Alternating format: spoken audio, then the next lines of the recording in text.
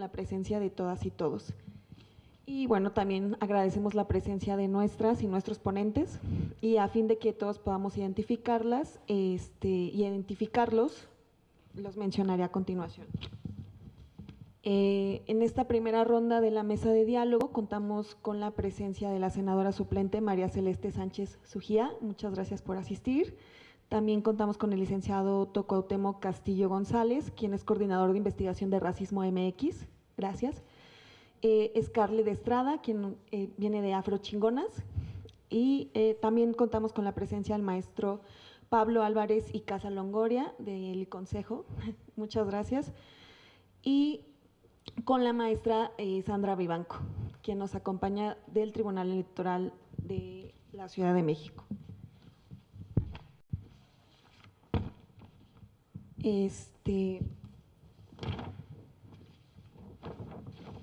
Sin más, voy a pasar a decir el diseño de la mesa. Se decidió que se dividieran en dos partes.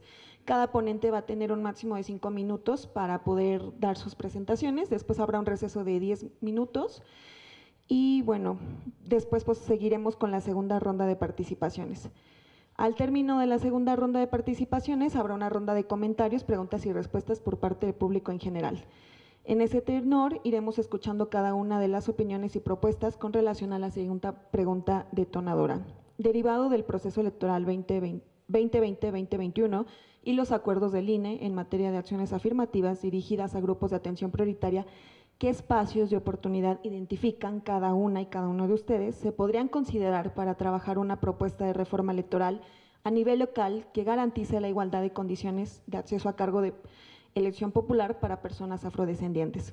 En ese sentido, procedo a dar el uso de la palabra a nuestras y nuestros ponentes, y en primer lugar al diputado Temístocles Villanueva Ramos, presidente de la Comisión de Asuntos Político-Electorales del Congreso de la Ciudad de México y promotor de este ejercicio de Parlamento Abierto. Adelante.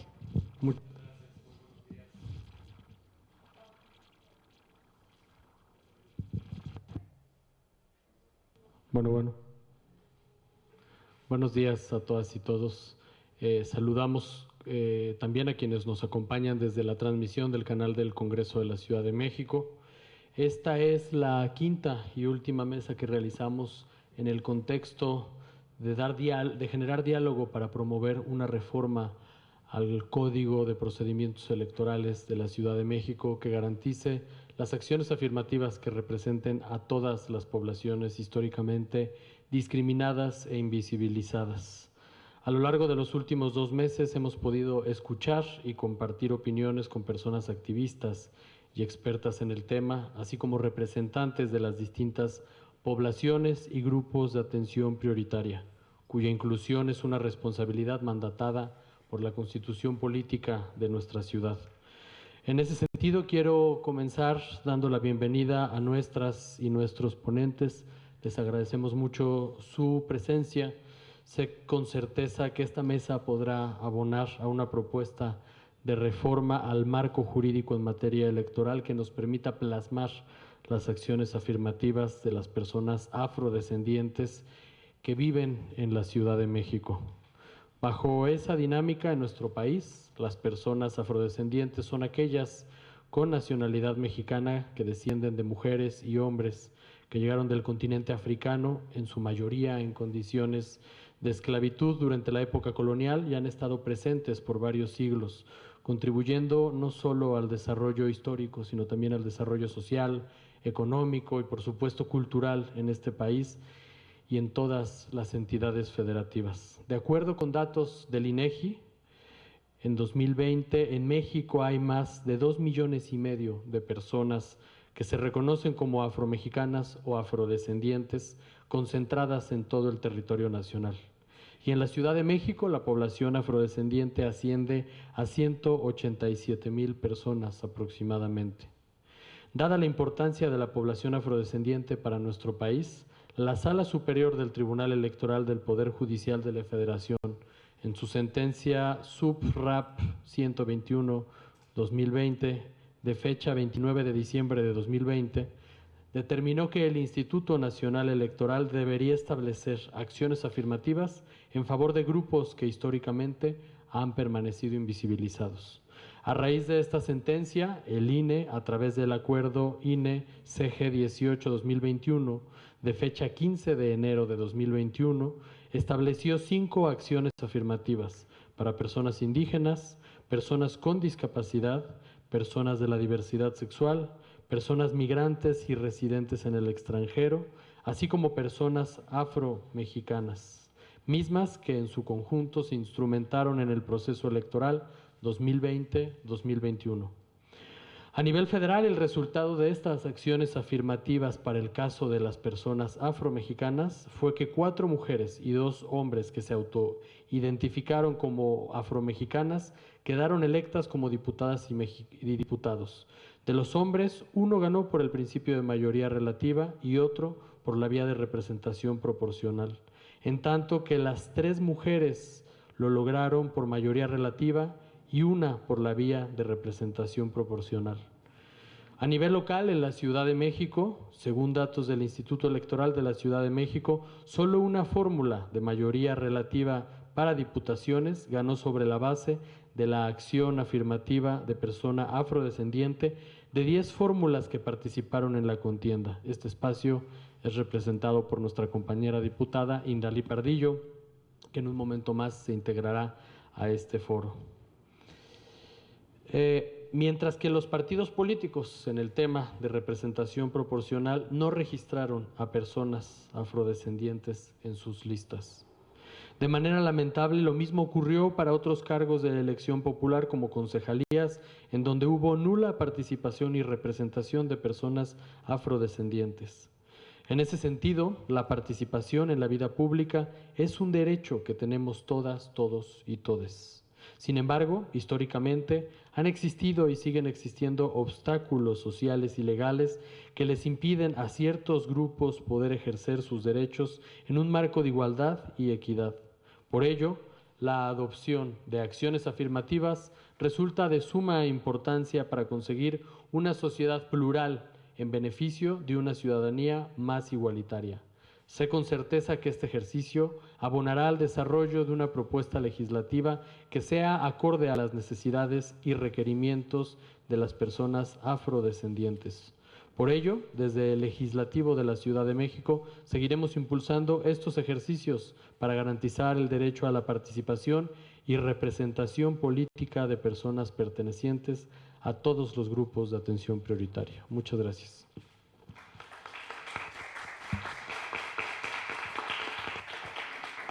Muchas gracias, diputado. Procederemos a darle el uso de la voz a la senadora suplente María Celeste. Gracias primero, a la invitación que se hace a esta mesa de diálogo. Gracias, diputado Villanueva, por abrir este canal de comunicación y para poder realizar una reforma en la cual se tomen en cuenta las personas afromexicanas que viven en la Ciudad de México y que en realidad haya una representación aquí. Como bien ya lo decías, hay en el ejercicio, en las elecciones del 2021, salieron 6 personas que salieron electas, 6 personas, 4 mujeres, 2 hombres como afromexicanos que se identificaban. Sin embargo, pues también quisiera poner en la mesa que de esas 6 personas, solamente una persona es reconocida por el movimiento afromexicano, que es el diputado Sergio Peñalosa. Los otros 5 no los conocemos, no sabemos quiénes son y dónde están y si en realidad están haciendo algo o tienen una agenda legislativa en favor de la población afromexicana. Entonces, por eso es que considero tan importante este tipo de mesas, este tipo de intercambios, para que no vuelva a suceder lo que pasó en el 2021, para que en el Congreso también estemos representados en la Ciudad de México, como bien lo decías, la diputada Indalí es la que está como representante de este grupo, y pues hay varios, así como sabemos que las acciones afirmativas lo que se busca es que es una acción temporal y que se busca que haya piso parejo en algún punto de la vida, pues también pues lo que buscamos con estas acciones afirmativas es que lleguen personas que en realidad lo representen. Y por eso hay varios obstáculos, pero también hay retos que se deberían de tomar en cuenta respecto a este tema. Y uno de ellos, pues en las acciones afirmativas debería de establecer que haya una sanción de pérdida temporal de los derechos políticos electorales a las personas que hayan accedido a esta acción afirmativa, pero que en realidad no son parte de esta población, o llegaron o son candidatos y pues en realidad no son parte de esta población. Tendría que haber una sanción, y esta sanción tendría que ser también esto de una sanción temporal de los derechos, pérdida de los derechos político-electorales. Otra de las cosas es que pues sabemos que cada uno de los organismos, de las instituciones, debería de hacerse responsable de lo que le toca a cada uno, ¿no? No solamente los partidos políticos, no solamente el Congreso, sino que todos tendríamos que estar trabajando para que estas acciones afirmativas lleguen a las personas que de verdad nos representen. Y pues también los órganos electorales tendrían que meter en sus campañas de difusión que hablen de la importancia de que las personas de grupos de atención prioritaria aquí en la Ciudad de México sean parte, tienen el derecho de votar, pero también de ser votados. Y para esto, pues también que se hable de la diversidad que hay en nuestra ciudad en estos ejercicios de difusión desde los órganos electorales.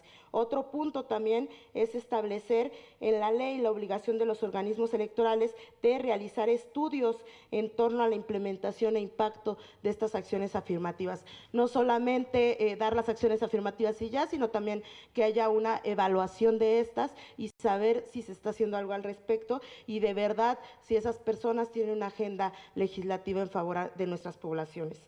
Mientras que dentro de los congresos se tendrían que establecer una normativa, la opción de poner a disposición parte de su información curricular que especifique si es parte de algún grupo prioritario o de algún grupo de atención prioritaria. Justo habíamos hecho una investigación y vemos que al menos en el Senado solamente somos 3 personas que tenemos en nuestra ficha curricular que somos de alguna, si se reconoce como de alguna población indígena o si se es afromexicano o no. Y considero que es bastante importante porque cuando tú te metes a este tipo de información y saber que hay personas que te representan y que son parte de tu grupo étnico, pues sería también importante saber a quién se le tendría que estar exigiendo este tipo de cosas, ¿no? Y también que se creen espacios de diálogo con los miembros de estos grupos, no solamente en el momento de las elecciones, sino que los congresos, la Cámara de Diputados, la Cámara de Senadores, debería de tener este diálogo permanente con estos grupos para que a la hora de participar en estas elecciones no lo vean como un obstáculo, sino que es la oportunidad de que haya una diversidad dentro del Congreso. Como sabemos, en este momento hay paridad.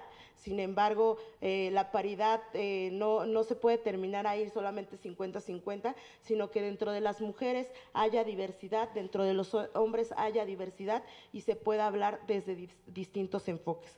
Entonces, ese sería un punto importante. Y por último, respecto a los partidos políticos, los partidos políticos tendrían que dar un porcentaje de los recursos y tiempos de radio y difusión y de televisión que puedan asignar a favor de estos grupos. Bueno, en este momento hablando de la población afromexicana, que los partidos políticos también tengan ese enfoque en el cual pues se le asignen este tiempo de radio y de televisión. Y por último, es necesario que los partidos políticos realicen actividades en formación política y crean espacios de diálogos dirigidos a los grupos en situación de vulnerabilidad. Los partidos políticos tendrían que tener este enfoque. Bueno, al menos yo lo hablo desde el partido Morena, hay un instituto de formación política y dentro de este instituto de formación política debería de haber también una formación antirracista, una formación en la cual se tomen en cuenta las necesidades y las especificaciones de cada uno de los grupos de atención prioritaria. Entonces, pues hasta ahí sería como mi aporte en cuáles serían los puntos en cada uno y bueno, también por último concluir, y como ya lo mencioné, considero que no solamente se trata de la obligación de los partidos políticos o del Congreso o de los órganos electorales, sino es un trabajo en conjunto y que no se olviden para nada de que este trabajo que se haga en cada una de las instituciones, en cada uno de los órganos, debería de ser platicada y debería de ser cercana a la población afromexicana para que esto sea una realidad. Entonces, pues eso sería de mi parte. Muchas gracias.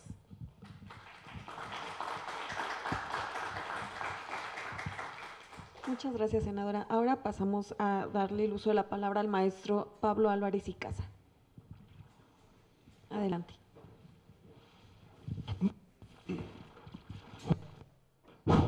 Bueno, buenos días a todas, todos y todas. Bueno, agradezco la invitación, diputado Temístocles.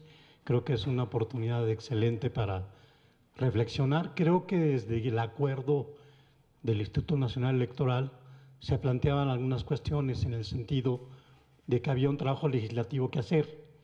Por ejemplo, ya a nivel federal ya se puso en la Constitución la paridad. Entonces, ya está en la ley suprema. Y las acciones afirmativas, decía el instituto, las pusimos porque los partidos no quisieron hacer las cosas. Tuvo que haber una sentencia del tribunal que el instituto acató y eso fue lo que obligó a hacer acciones afirmativas de grupos prioritarios. O sea, no partió de la voluntad, sino fue la denuncia de un ciudadano que presentó su queja en el tribunal y eso fue lo que desencadenó. Ahora, las acciones afirmativas, como bien dice la senadora, pues a veces son difíciles de implementar. Por el caso, por ejemplo, población trans en Oaxaca, de personas que no eran trans y se presentaban, pero pasa con comunidades indígenas, pasa con afrodescendientes, pasa con diferentes grupos. Entonces, habría ahí que hacer un trabajo muy fino de que la ley electoral se pusiera claramente este tipo de situaciones para que no haya abusos en la aplicación de la ley afirmativa, de la acción afirmativa. Segundo, el tema de las cuotas. Acción afirmativa es una cuota. Por ejemplo, en algunos grupos, como personas con discapacidad, se puso un piso bajísimo, ¿no? Entonces, habría que a lo mejor utilizar los porcentajes que tiene INEGI sobre la proporción de personas afrodescendientes o de personas con discapacidad para que ese sea un criterio objetivo para determinar las cuotas.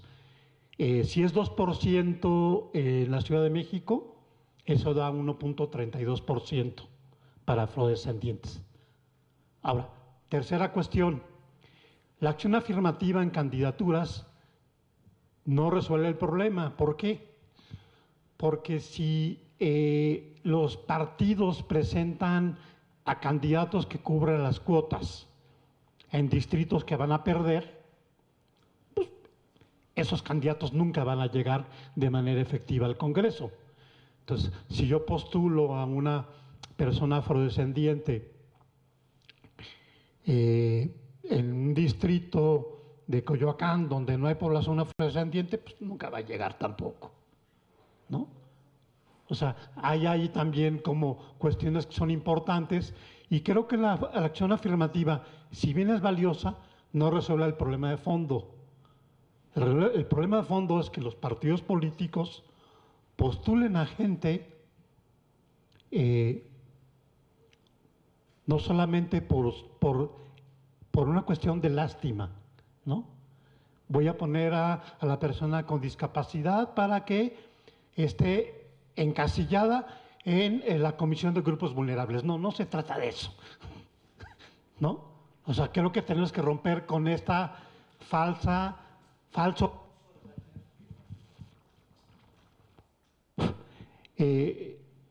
Y tenemos que también cambiar un poco la cultura, ¿no? ¿Por qué no pensar que esa persona que es afrodescendiente no es capaz de presidir la Comisión de Hacienda de la Cámara de Diputados? ¿Por qué lo encajonamos nada más en una comisión de grupos de atención prioritaria? O sea, un poco quiero llevar la reflexión más allá, en el sentido de que bienvenidas las acciones afirmativas, su implementación es complicada, pero también nos puede meter en la trampa de la simulación. En la trampa de la simulación de que cumplo las cuotas, mando a los candidatos a distritos donde el partido político que lo propuso no tiene ningún chance de ganar, y obviamente pues cumplo con el requisito que me planteó o la ley o el acuerdo del INE, pero en realidad no estoy haciendo lo posible para que esas personas lleguen efectivamente a ser representantes populares. Y concluyo un poco con el planteamiento de la interseccionalidad, ¿no? O sea, esto nos atraviesa a todos los grupos de atención prioritaria, pero donde también las reglas estén claras, porque lo que dijo la senadora es muy claro, o sea, no se vale que bajo esta oportunidad de acción afirmativa llegue gente que no tiene nada que ver con los grupos afrodescendientes, pero que se aproveche de esa ventana de posibilidades para llegar de una manera no muy legítima a ser representante popular, ¿no? Estoy hablando nada más, obviamente, de temas de diputados y senadores, pero también habría que pensar en personas servidoras públicas del Ejecutivo, ¿no? Y a lo mejor ahí también habría que abrir acciones afirmativas de carácter administrativo que también abran la ventana por esa vía, ¿no? Entonces, sería un primer saque. Recapitulo entonces, es autoadscripción, cómo regular la autoadscripción, la cuestión de la legitimidad, la cuestión de la proporcionalidad, la cuestión de la acción afirmativa nada más testimonial, nada más para cumplir con el requisito, y finalmente el tema de la interseccionalidad, ¿no? Es cuanto. Maestro, le vamos a ceder tantito el uso de la voz a la senadora suplente. Solo para aclarar varios puntos que mencionó el compañero, y es que, bueno, la autoadscripción no se puede regular porque cada quien se autoadscribe como quiera, ¿no? Sin embargo, pues las personas que lleguen a esos espacios tendrían que tener una agenda clara, tendrían que estar cercano al movimiento, y no es regular una autoadscripción porque es un derecho que todos y todas tenemos, ¿no? De autoadscribirnos como queramos, ¿no? Y respecto a que, pues sí, no se llegue o no se piense estas acciones afirmativas como algo de lástima. Creo que todos los que estamos buscando regular y se luchó por estas acciones afirmativas, pues ha sido buscar justicia, buscar el reconocimiento de la lucha de estos movimientos que han sido invisibilizados a lo largo de toda la historia, ¿no? Entonces, pues no es una cuestión ni de lástima ni de otro tipo. Y también acerca del porcentaje de las personas que lleguen, y que aquí es del 1 punto y algo, considero que eso tampoco tendría que ser, porque si las acciones afirmativas buscan pues establecer que haya justicia en esta representación, pues tendríamos que buscar que haya más personas afrodescendientes, más personas con alguna discapacidad, y no enfocarnos en un porcentaje, porque pues en este momento nos reconocemos 2.5 millones de personas que como afromexicanas, como afrodescendientes o negras, pero también es debido a la invisibilización. O sea, seguramente hay muchísimos más aquí en México, pero pues si nos vamos por el porcentaje, pues a nada podemos llegar, ¿no? Y pensando en que las acciones afirmativas también se hicieron con base en la encuesta intercensal, no en el censo 2020, en donde ya se dobló la cantidad de personas afros que se reconocen, ¿no? Entonces, pues solamente esas aclaraciones. Gracias. Muchas gracias, senadora. Le vamos a dar el uso de la voz a la maestra Sandra Vivanco. Adelante, por favor. Hola. Bueno, sí, me tocó el micro, que está un poco mal, pero no se preocupen, yo hablo muy fuerte, entonces si no grito. y me hago escuchar, porque así somos un poco las mujeres, hemos tenido que llegar a esos extremos, así que si es necesario, lo haré. Qué gran oportunidad tenemos hoy, esta mañana, estar platicando, lástima que ya es la última mesa, digo lástima porque creo que todavía van a quedar muchas cuestiones en el tintero, pero valoro mucho el trabajo que hace la Comisión de Asuntos Político-Electorales del Congreso que preside el diputado Temístocles, porque con esta visión, por supuesto que el tema de la reforma tendría que pasar porque hay una resolución, pero que las comisiones, que las diputaciones trabajen en ello, que se esfuercen no solamente por con su equipo de expertos, técnicos, asesores, arrastrar el lápiz, sino ir a los lugares, buscar a las personas, darle la oportunidad de escuchar a quienes en realidad viven, padecen las desigualdades en materia político-electoral. Me parece brillante, inclusivo, pero sobre todo me parece algo de justicia, justicia social, de justicia real. ¿Cuántas veces hemos visto una normativa, una ley, lo que sea, un reglamento alejado de nuestra realidad? Porque no se escuchó a las personas que se tenían que escuchar. He tenido la oportunidad, no estuve en todas las mesas de diálogo, pero tuve la oportunidad de estar en algunas de ellas y me pareció enriquecedor muchas de las cuestiones que escuché. Me hubiera gustado hablar al final y escuchar a quienes representan a las colectivas, porque enriquece también la opinión que podemos dar. Lo hago, inclusive ahora lo voy a decir, con mucho respeto, porque yo no soy parte de la comunidad, yo no integro. Entonces seguramente lo que yo diga, lo digo desde mi zona de confort, de privilegio, y no desde la realidad de lo que han vivido, de la exclusión social y cultural que han tenido, y por supuesto de la exclusión en el tema del ejercicio pleno de derechos político-electorales que han vivido. Si bien hay una resolución, si bien las instituciones tienen ya la obligación de incluir como acciones afirmativas, yo creo que la gran oportunidad, partiendo la pregunta detonadora que tenemos, es incluirlos en la ley y dejar atrás las acciones afirmativas, porque debemos de recordar que son acciones temporales para atender como el problema, es como darle el medicamento en ese momento que está la fiebre. No, necesitamos pasar al otro punto, a dejarlo en nuestra ley y que sea una obligación. ¿Por qué? Porque resulta que los partidos políticos, y lo digo muy respetuosamente, buscan cómo no cumplir, buscan cómo no hacerlo.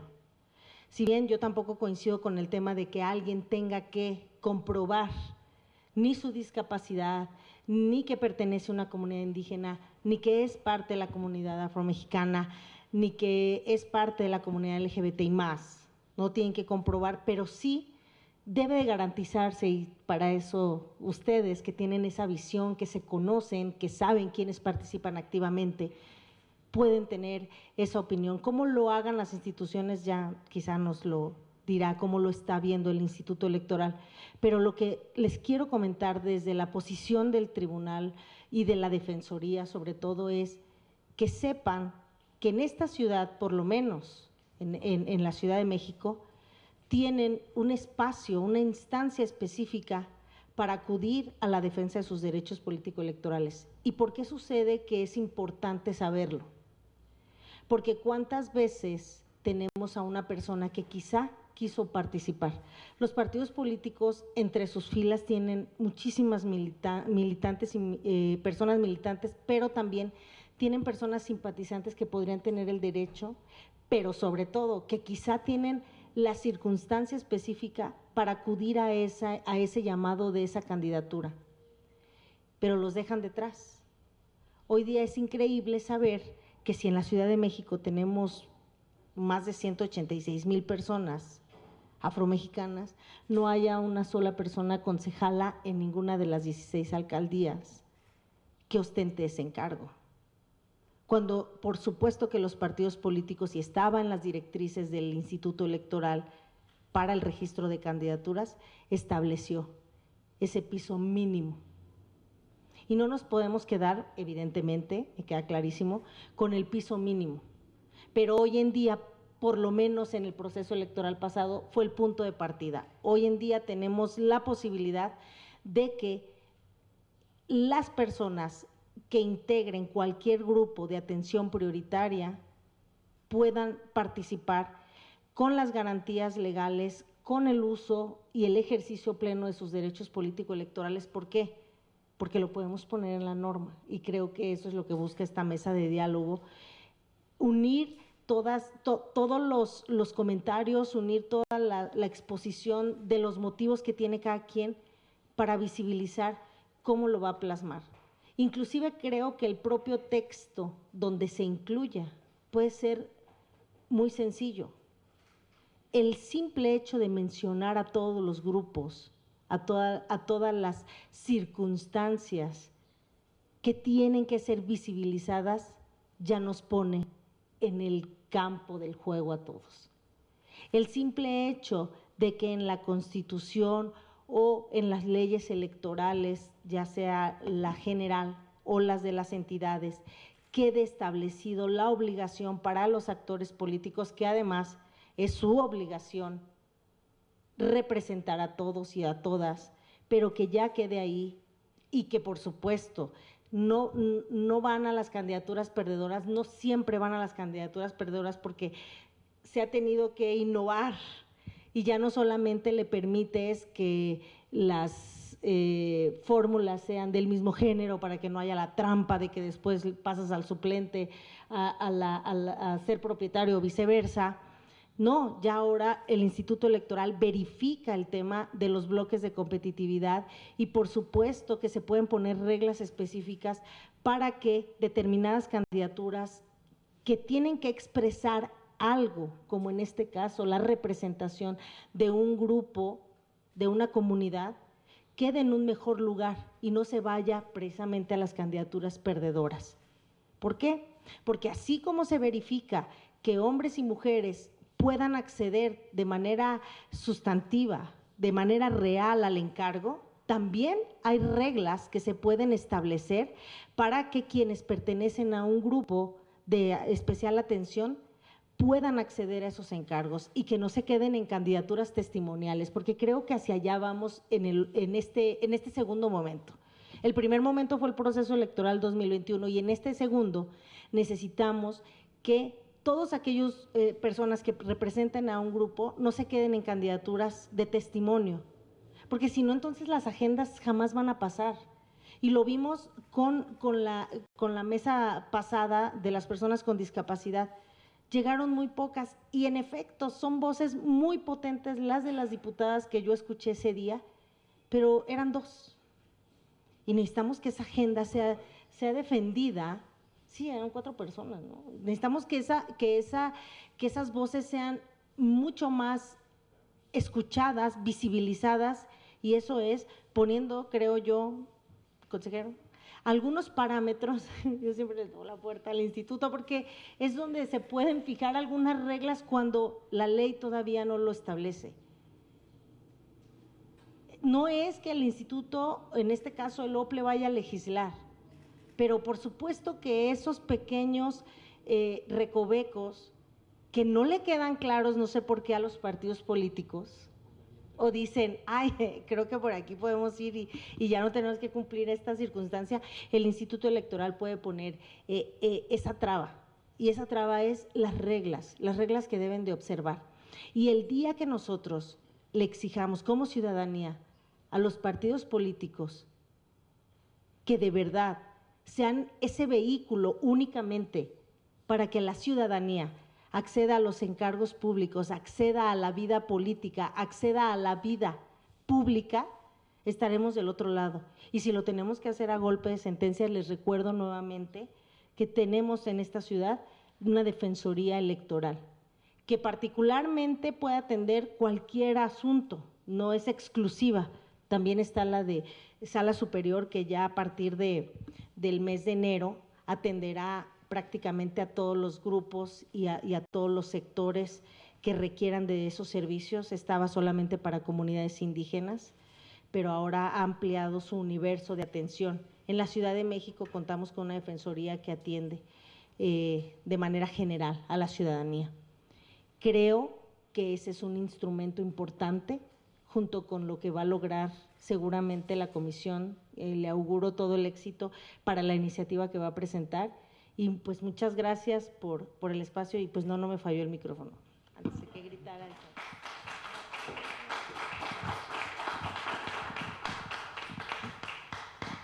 Gracias, maestra.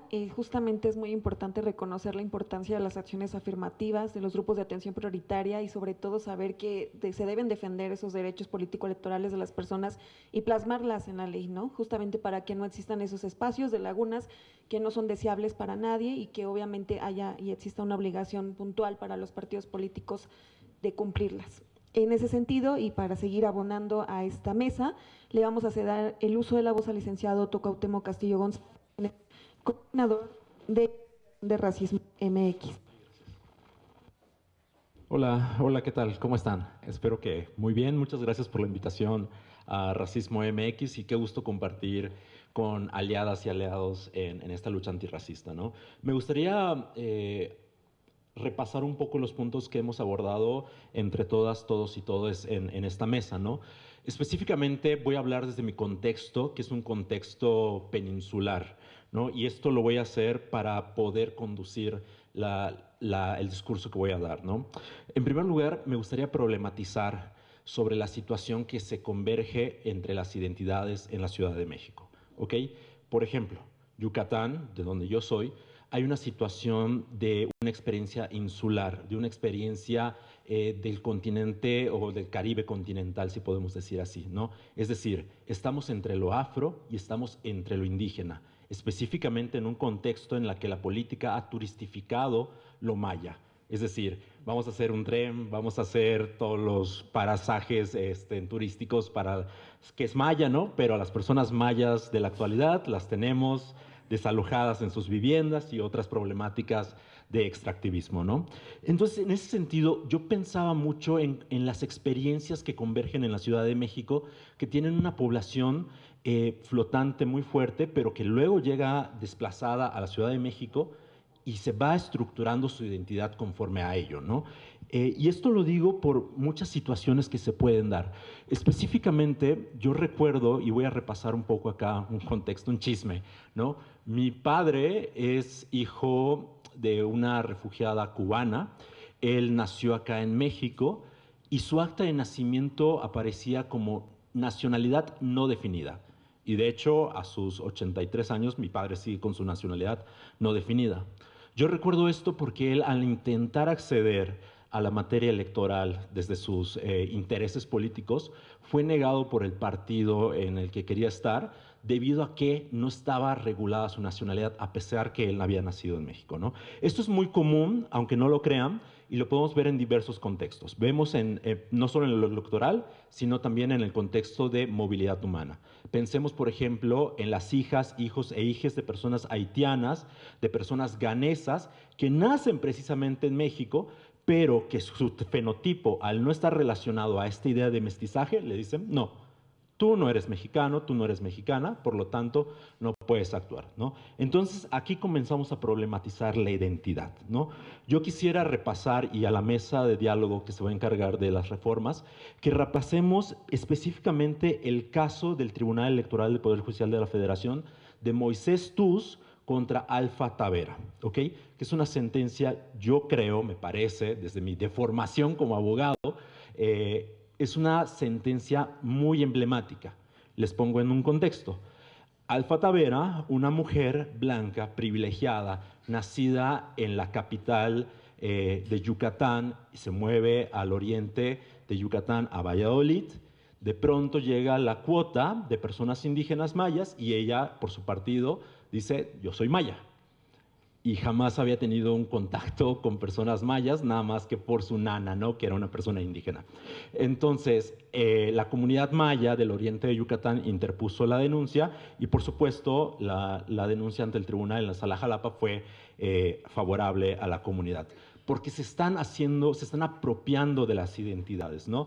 Y esto es muy interesante porque yo no sabría, y estoy completamente de acuerdo de que la autoadscripción o la autoidentificación no puede ser regulada, porque es el criterio fundamental en materia política y en materia de debido proceso jurídico y judicial. Sin embargo, yo les diría que para la reforma pongamos atención igual a la lectura de la sentencia Saramaca, Comunidad Saramaca contra Surinam, que es de la Corte Interamericana de Derechos Humanos, que es precisamente la Corte Interamericana dice, es verdad, la identidad no se puede regular. No obstante, estamos en un conflicto de intereses entre una comunidad de cierto extracto social, de ciertas condiciones históricas, que ha vivido discriminación racista, etcétera, etcétera, en contra de otro derecho, que es el derecho subjetivo de una persona a decir, yo pertenezco a ello, ¿no? Entonces, en esa sentencia de Saramaca podemos sacar unos tips ahí, no los voy a desglosar porque es una sentencia muy larga, para cuál regular todo esto. Yo no diría que la restricción total de los derechos político-electorales sea ideal, porque me parece, a mi punto de vista, haciendo un ejercicio de ponderación, es desproporcional, ¿no?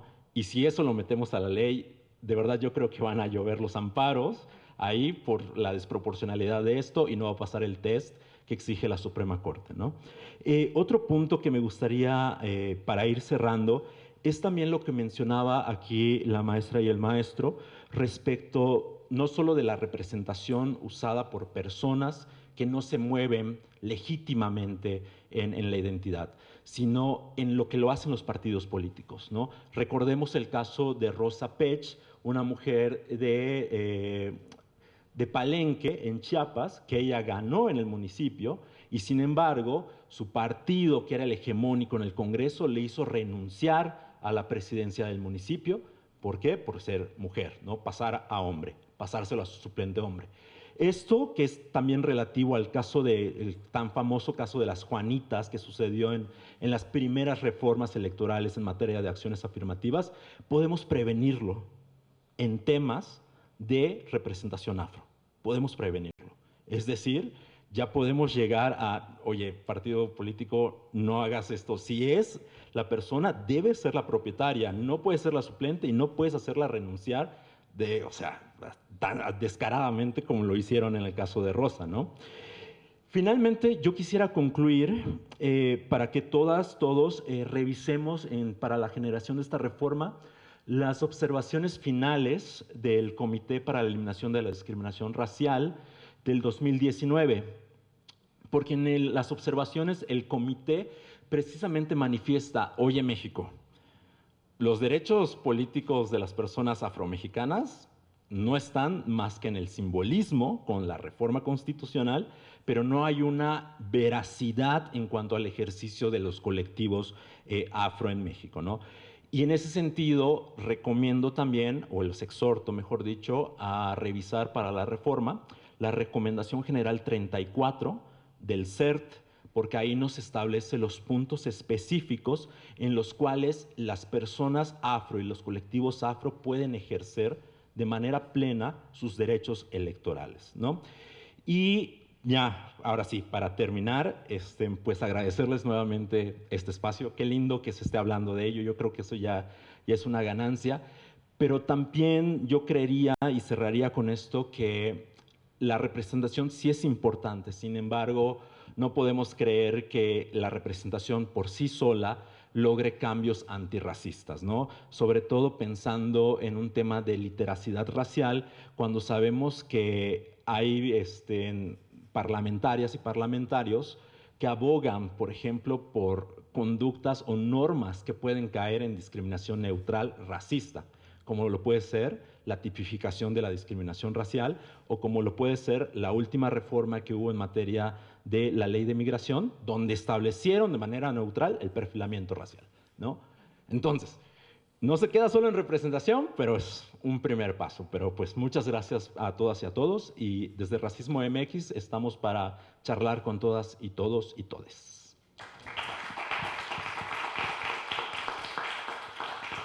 Muchas gracias, doctor, por que las acciones afirmativas sirvan para lo que tienen que servir. Y sí, el tema de la identidad de las personas pues no se puede limitar como tal, ¿no? Debe de haber una ponderación de los derechos y sobre eso decidir. En ese sentido, también, bueno, le vamos a dar el uso de la voz a Scarlett Estrada, quien nos acompaña de Afrochingonas. Hola, gracias por esta invitación. Voy a tocar igual varios puntos que ya se han puesto sobre la mesa, desde las aproximaciones que tejemos y las reflexiones colectivas que tenemos en Afrochingonas, ¿no? Bueno, mi formación es periodística, entonces estoy muy cerca de pronto de las noticias y ahorita está en la mesa, ¿no? Las elecciones intermedias en Estados Unidos. Y recordé justo cuando Kamala Harris ganó la vicepresidencia, ¿no? En mancuerna con Joe Biden, y esa victoria fue muy celebrada, ¿no? Se decía que fue una victoria ganada para la representación. Sin embargo, yo me pregunto cómo es una victoria cuando estamos viviendo y experimentando las expresiones más inhumanas de la crisis migratoria que están afectando México. Por otro lado, tenemos la victoria tan celebrada de Francia Márquez, que a mí me puso muy feliz, actual vicepresidenta de Colombia. Ella fue trabajadora del hogar, ha luchado por la defensa del territorio del que fue desplazada, ha liderado movimientos y movilizaciones antirracistas. Ambas son representantes de proyectos políticos muy diferentes y ambas son afrodescendientes. Es necesario reconocer que como afrodescendientes tenemos pocas oportunidades de acceder a puestos políticos y de toma de decisión, así como es relevante observar que no todos abanderan proyectos antirracistas en pro de atender las necesidades particulares de las poblaciones afrodescendientes. Considero también que hay diversos puntos a tener en cuenta en este trabajo de propuesta que busca garantizarnos el acceso a cargos de elección popular. En un primer momento, es necesario entender las múltiples formas en que el racismo se expresa, comprender sus manifestaciones estructurales que en vinculación con otras violencias nos limitan el acceso a estos espacios de toma de decisiones y dar cuenta de las maneras en que el Estado reproduce el racismo.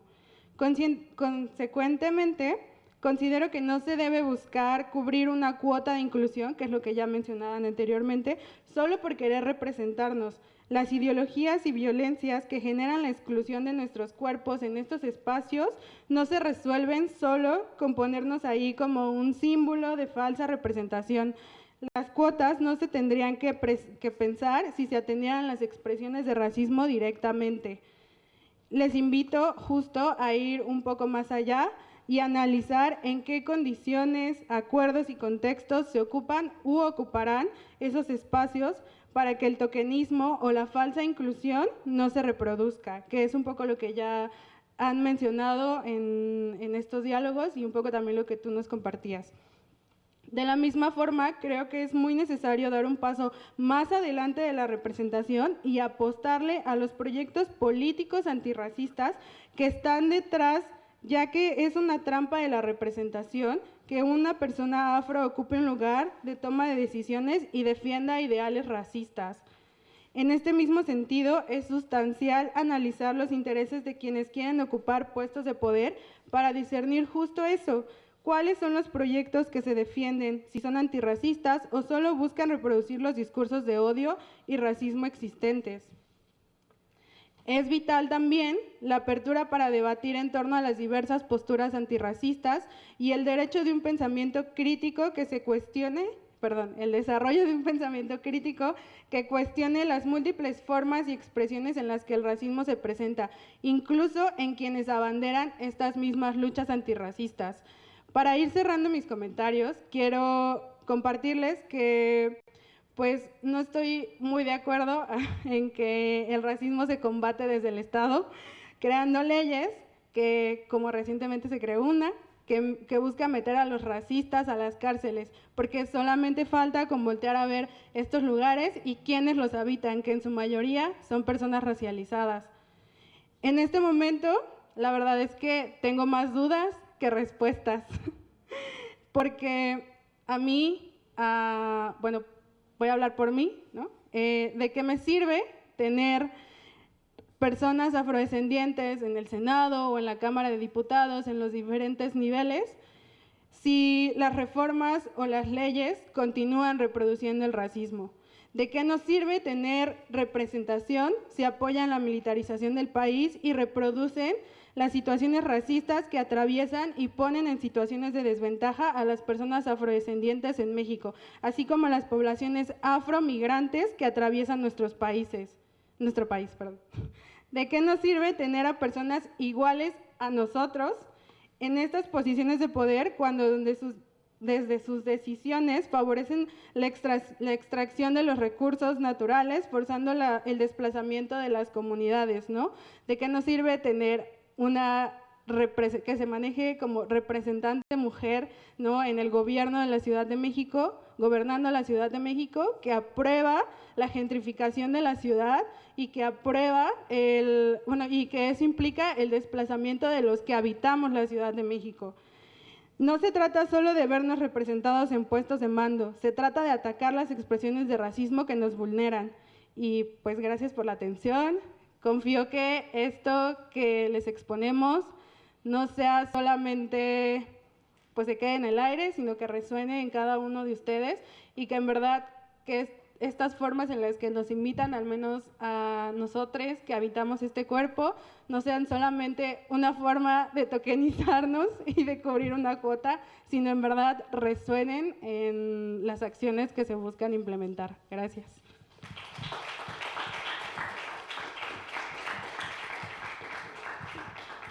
Pues bueno, agotada esta mesa, agradecemos sus participaciones y vamos a tener 10 minutos.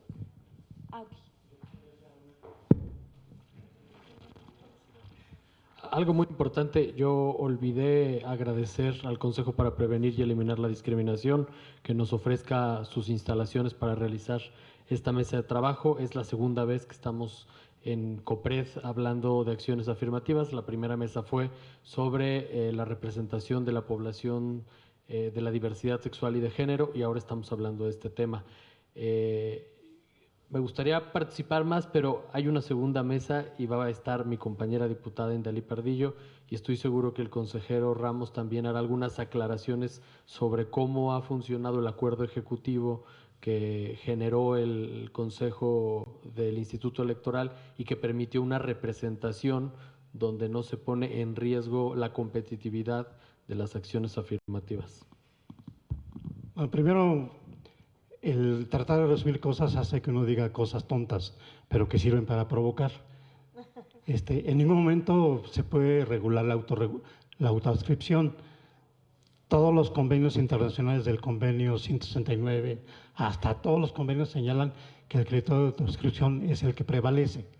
Sin embargo, bajo la premisa de autoadscripción, como bien lo decía aquí el compañero de Racismo MX, mucha gente ha entrado en conflicto, desde población trans, desde mujeres, desde gente de población indígena. Y ahí es donde tenemos un conflicto, ¿no? Y creo que es importante reconocerlo. Ahora, tan es un problema que en el acuerdo del INE, en el caso de personas con discapacidad, pusieron criterios con un enfoque muy médico.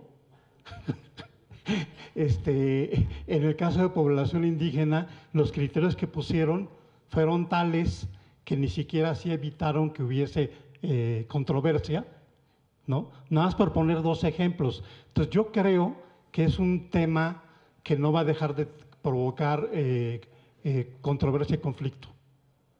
Porque también es cierto que si una persona se autoescribe como indígena, pero su fenotipo no le favorece, no por eso deja de favorecer la causa indígena.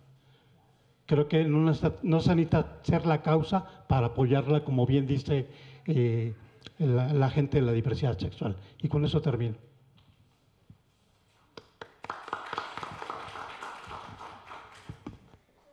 Agotada esta primera mesa, vamos a tener un receso de 10 minutos, pero seguimos con la segunda parte de la mesa. Muchas gracias.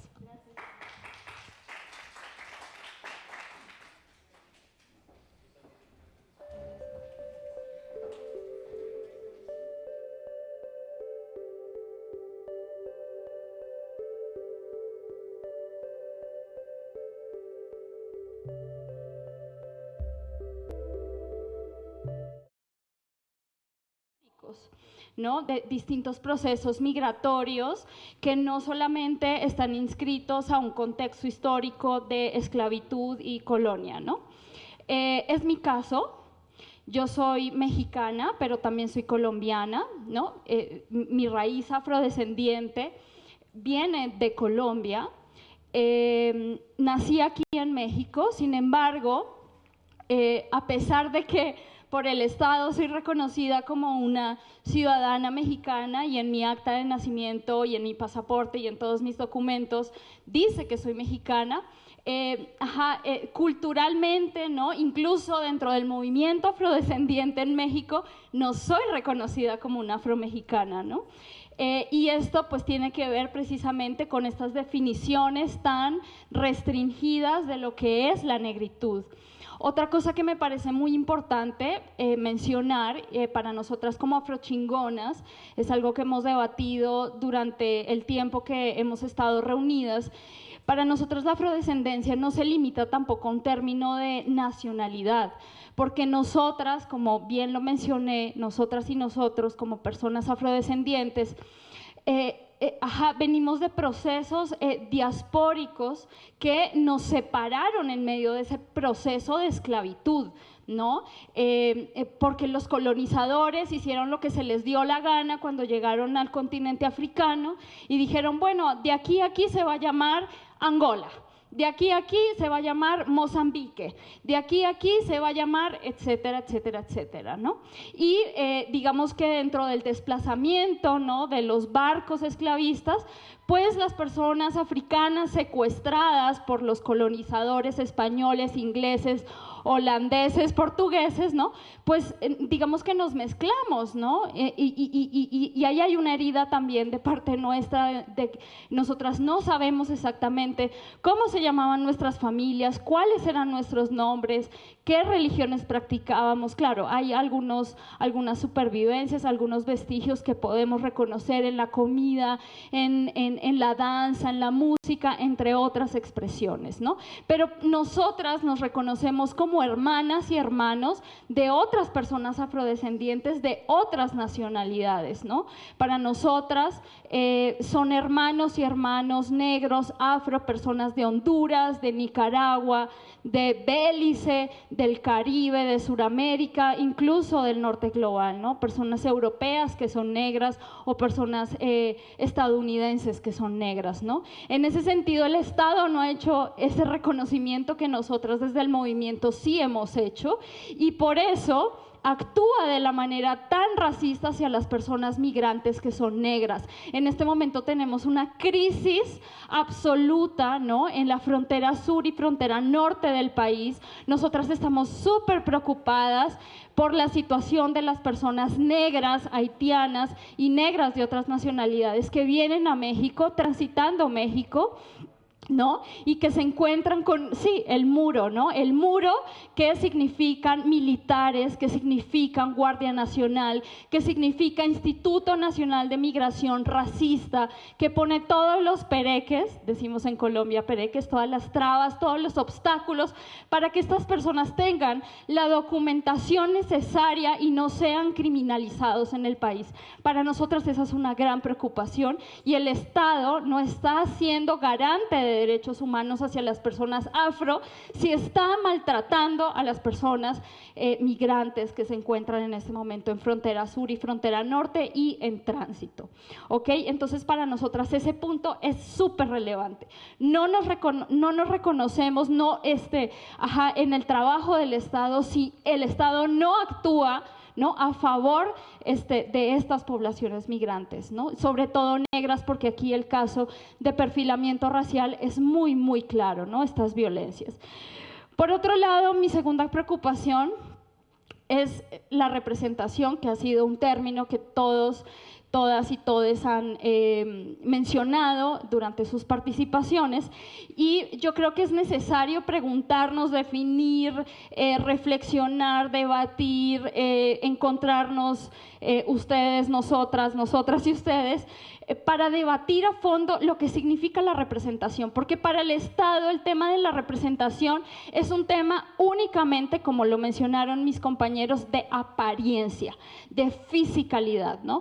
Entonces, si yo veo a una mujer negra, como decía Scarlett, con pelo rizado, con tez oscura, con cierta corporalidad y en términos de imagen yo me parezco a ella, entonces yo ya estoy representada, ¿no? Y nosotras no entendemos la representación de esa forma. Para nosotras la representación tiene que tener un proyecto político detrás. A mí Kamala Harris no me representa, ¿no? Y los representantes en este momento afro del Estado en México que están en este momento tampoco me representan, aunque tengan el pelo tan rizado como yo, porque no hay proyecto político que sea compatible con mis ideales políticos antirracistas. Eso, me parece que es importante justo hablar qué es la representación, ¿no? Si es solamente un término de apariencia, de imagen, o si estamos hablando también del trasfondo político, cuál es la agenda que hay detrás, ¿no?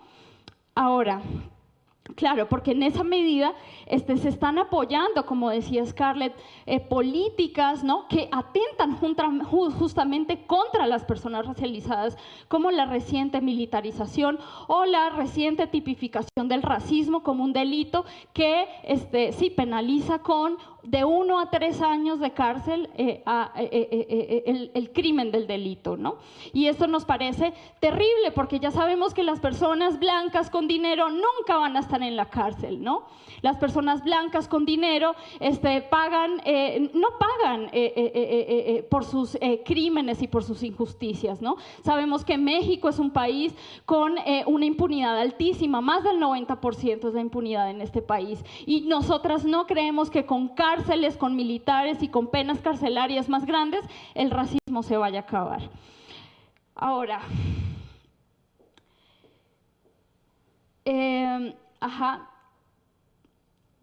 nosotras sobre las políticas afirmativas, siguiendo un poco todo esto que estoy mencionando, en esa medida nosotras creemos que las políticas afirmativas en este contexto de este México en donde hay una militarización tan potente, ¿no?, donde hay persecución hacia las personas migrantes, donde el perfilamiento racial está institucionalizado, las políticas afirmativas son medidas paliativas, ¿no?, medidas que de pronto de fondo no están arreglando, ¿no?, la violencia que está afectando a estas personas, a estas poblaciones racializadas. Entonces, no sé, yo creo que hay que atender un poco como lo estructural, ¿no? No estoy diciendo que no existan políticas afirmativas y que se atiendan, ¿no?, como todas las vicisitudes que enfrentan ustedes como legisladores frente a esta problemática, sino que al mismo tiempo justo se vayan atendiendo el avance, ¿no?, como de todas estas políticas que estructuran el racismo en México, como el extractivismo, como la militarización, como la persecución también a trabajadoras sexuales, ¿no?, que también en su mayoría son mujeres racializadas, empobrecidas de las periferias. Yo creo que hay que atender también ahí, y ustedes que están, digamos, de la mano de otras personas legisladoras que puedan también hacer contrapeso a todas esas políticas tan violentas hacia estas poblaciones, ¿no? Y la última cosa, bueno, tengo varias cosas que quiero decir y de pronto no tienen nada que ver una con la otra, pero sí tienen que ver, es que para nosotras el Estado no es un fin. O sea, nosotras vemos el Estado como, no sé si un aliado, lo vemos como una estrategia, ¿no? De poder conversar con ustedes y poder, digamos, presionar para que ciertas cosas sucedan, ¿no? Pero para nosotras la política sucede en la cotidianidad. Todo lo que nosotras hacemos es político, ¿no? Y aquí la diferencia que bien mencionó un autor que me gustaría recomendarles muchísimo, Bolívar Echeverría. Bolívar Echeverría hablaba sobre la diferencia de la política y lo político. Nosotras como personas afrodescendientes, como mujeres afro, estamos todo el tiempo en el ámbito de lo político, ¿no? Lo que hacemos en la cocina, lo que hacemos con nuestro maquillaje, con la ropa, nosotras tenemos un podcast, ¿no? Que es nuestro medio de difusión, de divulgación, de investigación. Todo lo que hacemos todo el tiempo es político porque estamos en sobrevivencia constante, ¿no?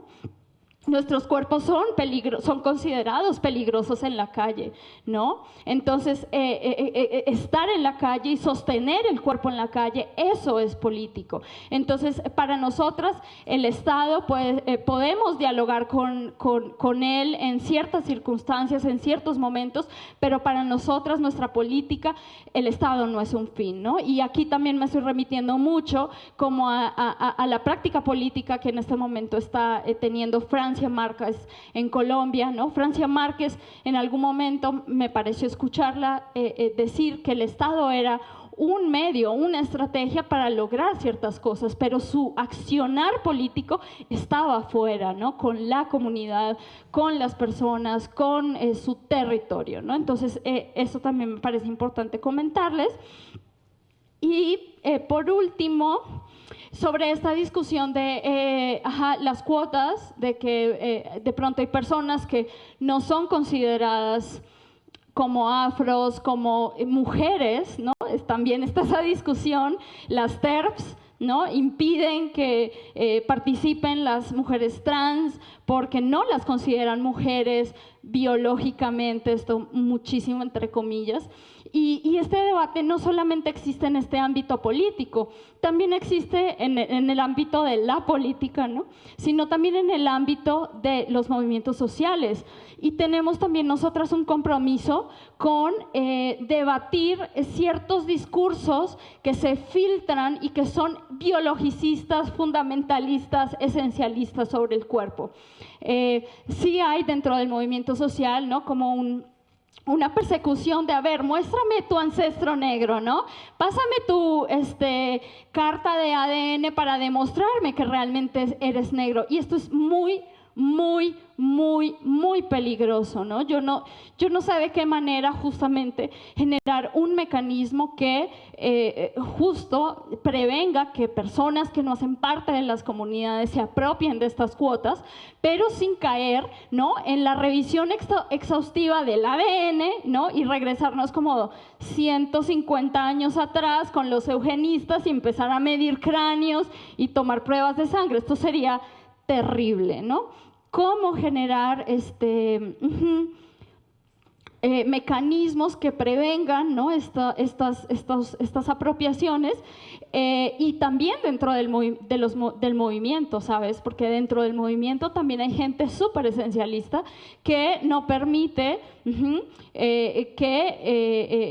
ampliar ese concepto de la afrodescendencia, ¿no? O entenderlo en su complejidad con la historia compleja del mestizaje en México, que es una historia muy compleja, que el mestizaje no solo sucedió de personas indígenas y personas españolas, el mestizaje fue una mezcla muy, muy compleja, ¿no? Entonces también tenemos un compromiso de estudiar esa historia de México. Y bueno, creo que ya lo mencioné todo. Gracias.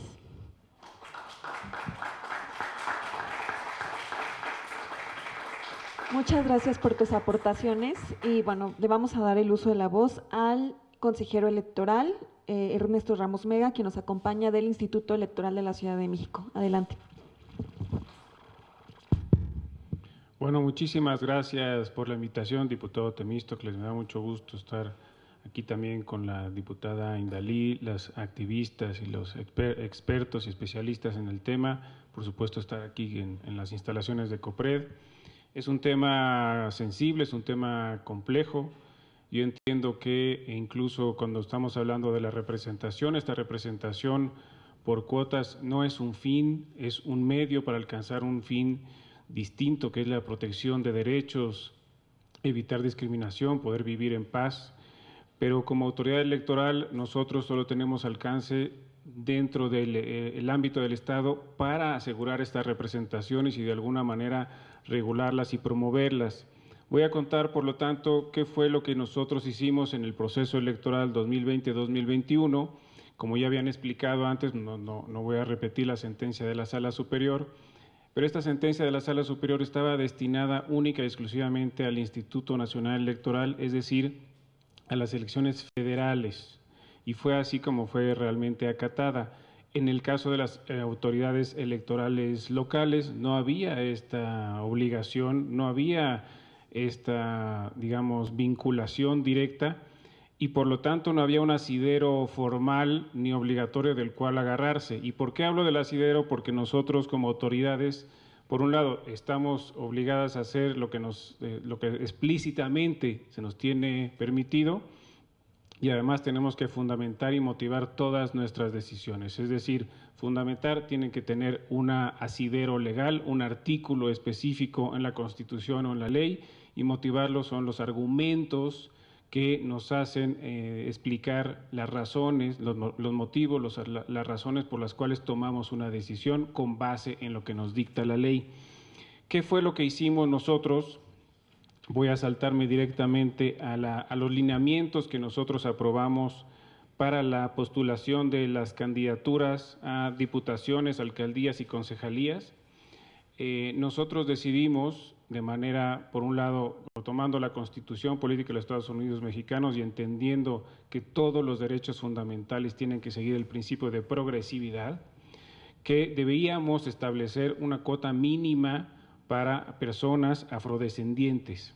Y en nuestros lineamientos aprobamos un artículo 45, debo decirlo que no sin un debate amplio previo y no sin quejas posteriores a lo que aprobamos, en la cual se los voy a leer textualmente. Los partidos políticos procurarán, esto es una palabra muy importante, porque pusimos en esta parte procurarán, no hay una obligación, es una sugerencia, porque pensamos, más bien, nos arriesgamos, pero no nos arriesgamos tanto en esta parte. Procurarán incluir en la lista A, es decir, la de representación proporcional, para la elección de diputaciones plurinominales, una candidatura perteneciente a personas afrodescendientes, una de personas con discapacidad y una con personas de la diversidad sexual. En tanto, punto y seguido, en tanto, y ahí viene la parte arriesgada, en la lista de diputaciones para mayoría relativa, la postulación de estas candidaturas será obligatoria, al menos con una fórmula para cada uno de esos grupos. Es decir, pusimos una obligación en mayoría relativa y una recomendación, sugerencia también para representación proporcional. ¿Qué fue lo que pasó? ¿Cómo se tradujo esto? Efectivamente, todos los partidos políticos postularon su candidatura de mayoría relativa con personas que fueron con personas afrodescendientes, por lo menos autoadscritas de esta manera, y solamente uno postuló una persona de representación proporcional con estas características, y finalmente solamente una fórmula, la de mayoría relativa, fue electa de esta manera y que representa, me parece, el 1.5% del Congreso, cuando tenemos una población en la Ciudad de México que representa el 2.03%, es decir, son 186.914 personas en la Ciudad de México, de acuerdo al último registro del INEGI en 2020. ¿Qué fue lo que sucedió también con estos lineamientos que aprobamos? Evidentemente tuvimos una recepción en algunos momentos no amable de parte de los partidos políticos. Afortunadamente estas quejas o cuestionamientos solamente fueron informales, no hubo ninguna impugnación ante el Tribunal Electoral, ni la Sala Regional ni Sala Superior, pero sí había cuestiones que buscaban de alguna manera llevarnos al límite, como por ejemplo, ¿qué pasa si no postulo a la persona que tú me estás pidiendo que postule o a esta cuota que me estás pidiendo que postule? que no tiene fundamento explícito en ningún lado y que tú aparentemente estás legislando. No solo estás interpretando, sino que estás legislando. Nuestro fundamento, por supuesto, además de la sentencia, fue la Constitución, artículo 11º de la Constitución Política, y lo quiero leer para que podamos desagregar sus elementos de nuestra Constitución en la Ciudad de México. El apartado N del artículo 11 dice: las personas afrodescendientes gozan de los derechos reconocidos por esta Constitución. Tienen derecho a la protección y promoción de sus conocimientos tradicionales y su patrimonio cultural, artístico, material e inmaterial. Párrafo segundo, me parece fundamental. Las autoridades adoptarán, las autoridades en general, incluido Instituto Electoral, adoptarán medidas efectivas de trato igualitario en consulta y cooperación con estas personas para el ejercicio pleno de sus derechos políticos y derechos electorales, que obviamente también incluidos, combatir los prejuicios y estigmas, eliminar el racismo, así como para la prevención, atención, sanción y erradicación de las violencias en su contra. El tercer párrafo dice: las autoridades, esto es importante, fomentarán la autoadscripción. Ya se había dicho aquí varias veces, no se puede regular la autoadscripción, pero el Estado tiene la obligación de fomentarla, de las personas afrodescendientes mediante campañas de información y sensibilización para su reconocimiento. Y 4, la Constitución reconoce y protege las contribuciones históricas de las personas afromexicanas en la construcción de la nación mexicana y de la Ciudad de México. Con base en estos fundamentos, las motivaciones también que derivan del artículo constitucional de la Sala Superior, la progresividad del derecho, la importancia de tener esta capacidad de voz y representación en el Congreso de la Ciudad, es que mantuvimos la postura de lineamientos, a pesar, digamos, de estos cuestionamientos en los cuales, y creo que esto sería una buena manera también de pensar en regularlo.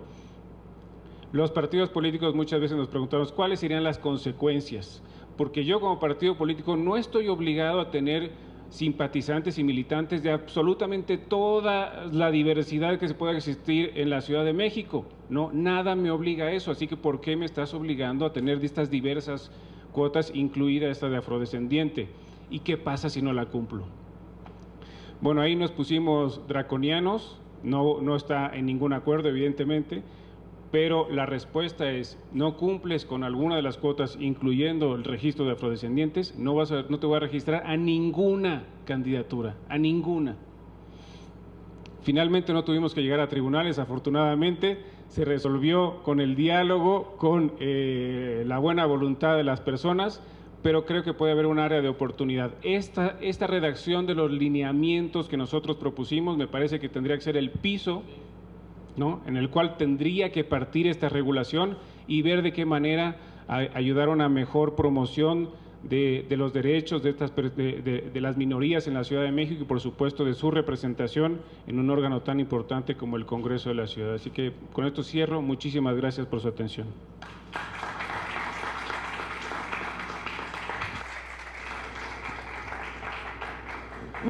Gracias, consejero. Le vamos a ceder el uso de la voz a la diputada Indali Pardillo, quien nos acompaña del Congreso de la Ciudad de México. Adelante.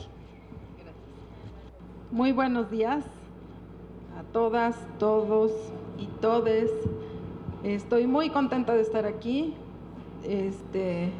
Les diría a las jovencitas de Afrochingonas que es un sueño que ustedes ya no les tocó soñar, porque nuestra generación de veras, lo que ustedes están viviendo es producto de lo que nosotros sufrimos muchísimos años. Yo las entiendo porque yo también tengo una afrochingona en mi casa que me dice lo mismo que ustedes. Sin embargo, tenemos que entender que estamos en una lucha que va a costar muchísimo, que no va tan rápido como quisiéramos, que sí a veces nos frustra, pero que todo lo que nosotros podamos aportar sirve.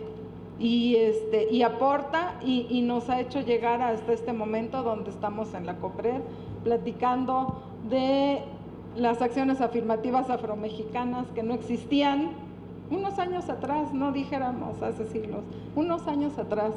Entonces, estoy agradecida también con mi compañero Temístocles Villanueva que me invitó, porque pues donde quiera sufrimos discriminación también en el Congreso, ¿no?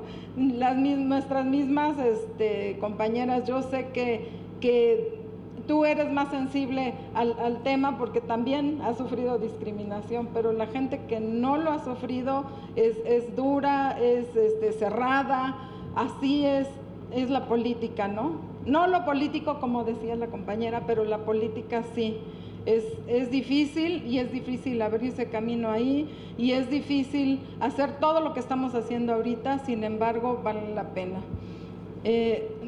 Yo llegué al Congreso de la Ciudad de México por una acción afirmativa precisamente de Afromexicana, la cual agradezco profundamente porque a pesar de todos los pesares, a mí en lo personal, como persona, me dio una identidad que a mí sí me enseñaron desde que yo nací, que nunca tenía que decir que venía de hecho ni lo sabía, ¿no? Tuve que irlo descubriendo porque estaba prohibido hablar de que veníamos de los negros o de dónde sacamos el pelo chino o por qué somos de este color. Prohibido, prohibido. Ahora tenemos muchísimas libertades que cuando yo era niña, y digo, no soy tan vieja, imagínense, no podíamos hablar de estas cosas. Y estamos hablando de apenas hace unos pocos años. Entonces, quiero que veamos que sí sirve todo lo que estamos haciendo a pesar de que no va tan rápido como quisiéramos.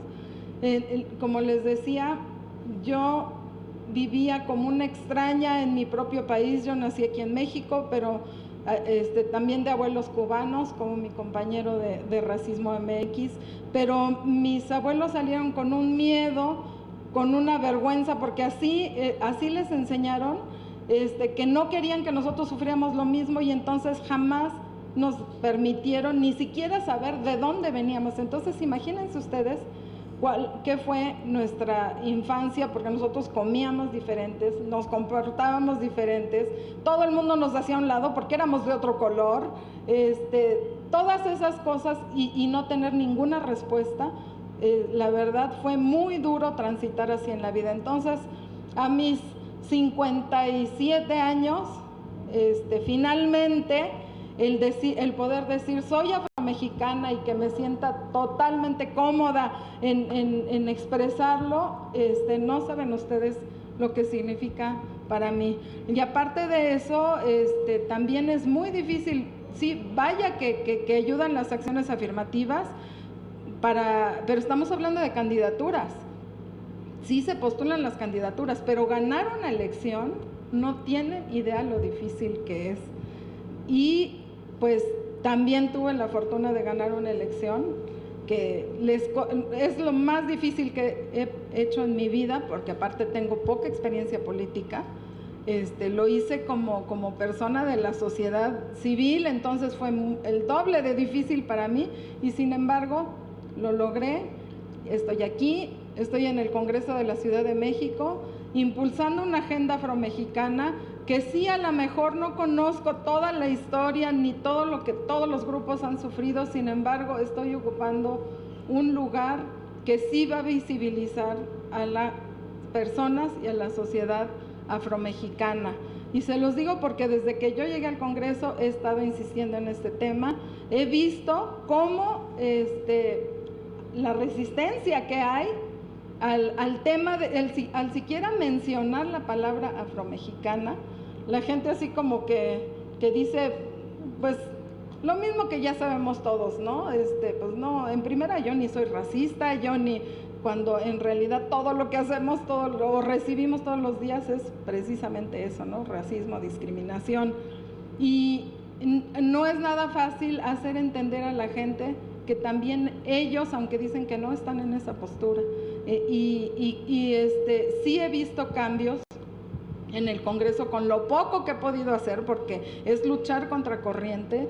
Toda nuestra vida va a ser una lucha, o sea, no es de un día para otro. Yo recuerdo, por ejemplo, cuando empezó la lucha de las mujeres, hace cuántos siglos, y sin embargo ahorita las mujeres estamos en una posición pues privilegiada, sin embargo todavía no alcanzamos la igualdad sustantiva. Entonces imagínense todo lo que todavía tenemos que luchar. Nuestra vida es una lucha y será una lucha siempre, sin embargo, con fruto. O sea, sí da fruto, sí es importante que estemos ahí, sí es importante la representación, es importante lo que cada uno y cada una de nosotros hacemos desde nuestros espacios, y sí da fruto. Entonces, cuando yo llegué al Congreso presenté una agenda afromexicana. También me costó mucho trabajo para que mis compañeros me acompañen y eso que tengo buenos compañeros, ¿verdad? O sea, no tengo compañeros que abiertamente digan que no. Tengo muy buenos compañeros y me ha costado de todos modos mucho trabajo que hasta que turnen mis puntos de acuerdo y mis iniciativas. Y sin embargo, en este año que llevo de lucha he notado un cambio en el Congreso. Por lo menos la gente ya escucha cuando hablamos de afromexicanas. Antes no escuchaban más las propuestas para los perritos, por ejemplo, hasta lloraban, ¿verdad? Pero cuando uno hablaba de un feminicidio de una mujer afromexicana, pues se les hacía algo como que, ¿y eso qué tiene que ver conmigo, verdad? Entonces, sí he visto un cambio, vale la pena todo lo que hagamos.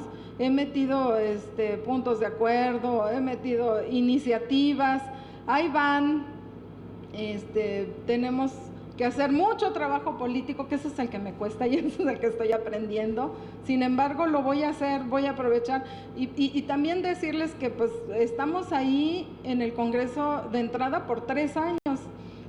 El hacer una ley es muy complicado y 3 años pues prácticamente no es nada. Por eso tenemos que hacer que nuestro paso por esos lugares sea significativo para las personas y comunidades afrodescendientes y afromexicanas. Entonces, para mí ha sido un privilegio. Siempre he pedido el apoyo de las personas que sí han estudiado y que llevan años en esta lucha. Nunca he hecho algo porque siempre les digo, yo no voy a descubrir el hilo negro, siempre pido pues apoyo. A los compañeros de Racismo MX, a Pepe Aguilar, siempre le digo, me invitaron a hablar de racismo, por favor, mándame material, lo leo. O sea, no tenemos que saberlo todo. Sin embargo, si nosotros estamos ahí y estamos al frente, tenemos una responsabilidad y eso sí, esperamos cumplirla a cabalidad y luchar por la permanencia de la representatividad de personas afromexicanas en los puestos donde estamos. O sea, a mí sí me gustaría que estas iniciativas que estamos presentando, de que ya se quede en la Constitución el hecho de que ya no sea una acción afirmativa, que siempre haya una representación afromexicana, es muy importante y será a lo mejor lo único que hagamos. Sin embargo, queremos dejar ese legado para que no nada más sea, pues alguna vez hubo una afromexicana y ya no, sino que sea un trabajo continuo, que a lo mejor yo tengo ahorita la estafeta, pero se la quiero pasar a otra o a otro afromexicano. Entonces, ahí están nuestras iniciativas, nuestros puntos de acuerdo, todos son públicos, los pueden consultar. De hecho, les animamos a que lo hagan y de hecho por eso hacemos estos foros, porque necesitamos el apoyo de las comunidades afrodescendientes para que se escuche la voz de todos y de todas y que digan, pues es real, existe, porque hasta para eso, ¿no? Me ha costado trabajo de que la gente entienda que sí existen personas y comunidades afrodescendientes en nuestro país y que son sujetos de derechos y que tenemos que legislar para ellos. Entonces sí necesitamos mucho ese acompañamiento y no estar pues trabajando solos, porque no vamos a lograr absolutamente nada. Tenemos que unirnos, tenemos que aprovechar todas las oportunidades y siempre digo, no hay que estar como en el chiste ese de las hormigas y el elefante, ¿no? Que el elefante siempre iba y pisaba donde vivían las hormigas, acababa con todo lo que habían construido ellas y decían, ¿qué vamos a hacer con este elefante, no? Dice, no, pues todas somos muchas, pues nos les echamos encima y seguramente lo vamos a vencer. Pues planearon eso, pasó el elefante, se subieron todas las hormigas El elefante se sacudió y salieron volando todas. Nada más quedó una aquí en el cuello colgando de un vellito del elefante y todas le gritaban, ahórcalo, ahórcalo. Así a veces me siento, ¿no? Todo el mundo, no, pues haz esto, haz el otro. Digo, sí, pero estoy aquí apenas colgando de un hilito, ¿no? Entonces tengamos paciencia y no nos cansemos, porque la verdad nuestros esfuerzos sí tienen resultados. Muchísimas gracias.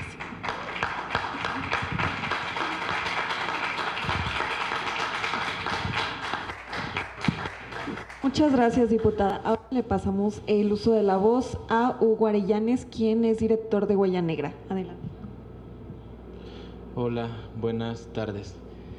Creo que esta última historia a mí me hace reflexionar en cómo nos sumamos nosotros como sociedad civil a apoyar este tipo de iniciativas, porque pues sí, ustedes están en los espacios de toma de decisiones, pero nosotros desde sociedad civil de pronto no sabemos. De hecho, a mí ahorita que hablaba el consejero electoral y que planteaba estos lineamientos que nos leyó, a mí en 2020, en un chat de afromexicanos, un día alguien dijo, oigan, hay una candidatura para plurinominal, ¿quién la quiere? De pura tontería yo dije, ay, yo la quiero, pero si es el número 2, ¿no? 15 minutos después tenía una llamada en mi teléfono de un partido naranja diciéndome, ok, la tienes, pero no es la 2, es la número 7. Entonces, las cosas van a funcionar de tal manera, tienes que ir a hacer campaña todos los días durante el tiempo de campaña, tienes que ir a hablar bien del candidato que va a estar como principal, tienes que hacer todo el presupuesto que va para tu campaña no se va a destinar a tu campaña, se va a destinar a la campaña del principal porque necesitamos que llegue. Entonces yo veía como todo esto que estaba ahí puesto, y de pronto uno dice, ¿y sí será que uno puede llegar a ese espacio de toma de decisión y hacer cambios? Pero la realidad es que no. O sea, yo después observaba cómo este partido estaba haciendo su estrategia, y es que estaba prácticamente agarrando activistas de todas las áreas, activistas de las mujeres, activistas de las poblaciones trans, LGBT, activistas indígenas, activistas afrodescendientes, y lo único que querían era acarrear agua a su molino.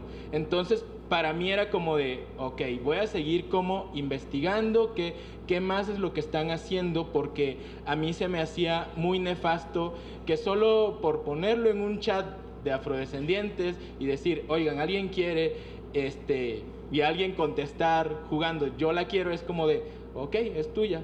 Pero no era como, ni siquiera se me cuestionó si yo tenía un trabajo detrás, ni siquiera se cuestionó si yo me autoadscribía como persona afrodescendiente. Solamente por estar en el grupo era como de, ok, eres afrodescendiente. Entonces ahí, en este sentido, yo quisiera yo creo que no tengo como un tema de exposición ahorita amplio, porque creo que ya mis compañeras y compañeros que me antecedieron han dicho la mayoría. Más bien tengo como muchas preguntas, y es cómo creamos lineamientos que puedan regular la autoadscripción desde el Consejo Electoral, porque creo que ahí está un poco ambiguo que de pronto alguien pueda autoadscribirse solo por llegar a un puesto político, y de pronto estar en el puesto político y que no puedan ejercer o hacer más allá porque no tienen el interés por ayudar a las poblaciones y a las personas afrodescendientes. 2, porque no tienen el conocimiento acerca de las problemáticas, porque algo que me ha pasado mucho ahora, y cuando platico con personas blancas, es que de pronto ignoran que hay racismo en México, como que dicen, uy, no sabía que fuera tan fuerte el racismo en México. Y para mí la reflexión es, cuando algo no te ha llegado, no te ha calado, pues es difícil que lo conozcas. Entonces, en ese sentido, mi pregunta sigue siendo la misma. ¿Cómo nosotros desde sociedad civil nos acercamos? ¿Dónde están esas consultas que se deberían hacer a la población para poder postular a un candidato? La otra cosa es, justo en esta autoadscripción político-electoral, también en el 2020 estuve acompañando a varios candidatos, soy fotógrafo de profesión, entonces estuve acompañando a varios candidatos en el estado de Guerrero, y sucedía mucho esto, o sea, personas que no eran afrodescendientes, que ni siquiera conocían nada de la cultura afrodescendiente, se estaban postulando como candidatos afrodescendientes. Hoy tengo conocimiento por lo menos de 4 que sí llegaron al poder. Y para mí es como de, ok, esas personas que me están representando en el estado de Guerrero, ¿qué están haciendo? Porque hasta ahora yo no he visto iniciativas por parte de ellos, porque no les interesa el tema. Ya estando arriba, solamente se someten a las demandas que tienen los partidos. Entonces, creo que a mí en ese sentido me parece pues bastante grave que no haya candados para impedir que personas que no son pertenecientes a una cultura lleguen a estos espacios de toma de decisiones. Ahora, de pronto escuchaba el último comentario del compañero que antecedió la última mesa y decía que no hay que ser de la lucha para apoyarla. Ok, estoy muy de acuerdo con eso, no hay que ser de la lucha para apoyarla, pero creo que sí hay que ser de la lucha para estar en un espacio de toma de decisión. Porque si no, aunque no seamos y de pronto estamos como ahí, pues no vamos a hacer nada si no nos interesa. Entonces, esa era una de las cosas. Ahora,